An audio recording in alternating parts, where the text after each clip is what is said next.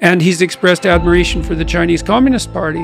There's a level of admiration I actually have for China, because their basic dictatorship is allowing them to actually turn their economy around on a dime and say, we need to go green as fastest. We need to start, investing in solar. They say, well, ultimately the poor will benefit. Yeah, except the dead ones. Yes. Would you talk to him? Well, if you were to sit down and talk with him and he wanted to talk, would you? And what kind of things would you talk about, perhaps on your podcast? I don't think I've ever said no to talking to anyone. So, which is, Would you?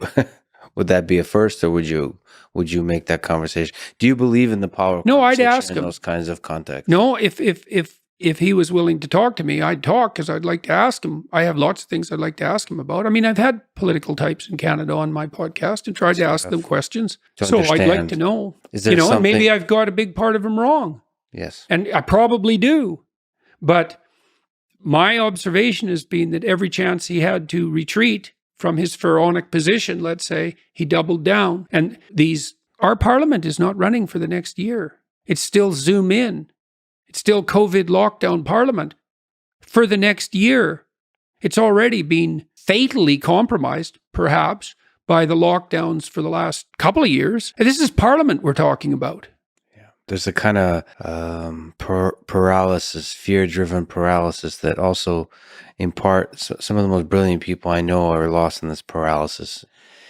I don't think people assign a word to it, but it's almost like a fear of this unknown thing that lurks in the shadows. And that, unfortunately, that fear is leveraged by people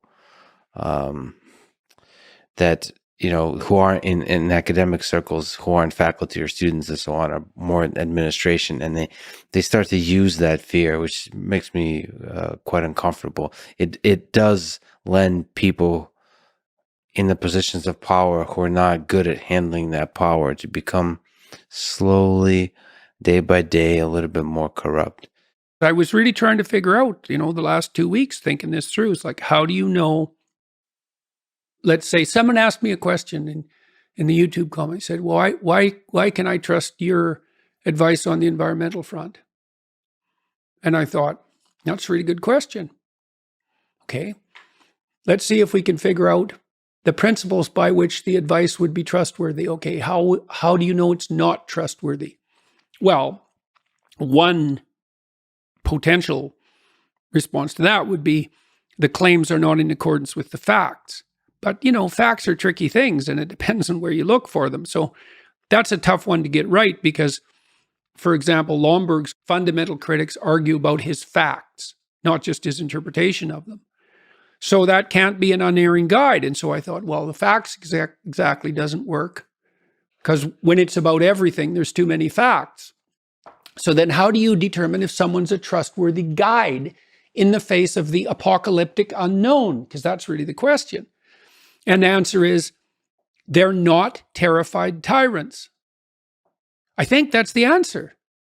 Now, maybe that's wrong. If someone has a better answer... How do you know if they're a terrified tyrant? Because they're willing to use compulsion on other people when they could use goodwill. Like, the farmers in Canada objected. They said, look, we have every economic reason to use as little fertilizer as we can because it's expensive.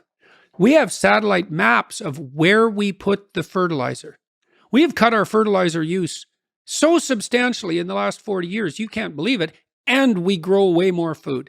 We're already breaking ourselves in half.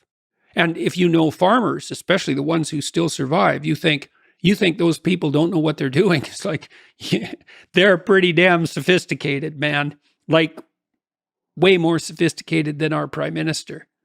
And now you tell them, no, it's a 30% reduction, and we don't care how much food you're growing. So it's not a reduction that's dependent on amount of food produced per unit of fertilizer used, which would be, at least, you could imagine it. So, okay, so you're producing this much food, and you use this much fertilizer, so you're hyper efficient. Maybe we take the 10% of farmers who are the least efficient in that metric, and we say to them, you have to get as efficient as the average farmer. And then they say, well, look, our situation's different. We're in a more northern climate. The soil's weaker. You obviously have to bargain with that, but at least at least you reward them for their productivity. Well, it's like, well, Holland isn't going to have beef. Well, where are they going to get it? Well, you don't need it. It's like, oh, I see. You get to tell me what I can eat now, do you? Really? Okay. And Holland is going to import food from where that's more efficient on the fertilizer front? There's no one more efficient than Holland. And same with Canada. And like, isn't this going to make food prices more expensive? And doesn't that mean that hungry people die?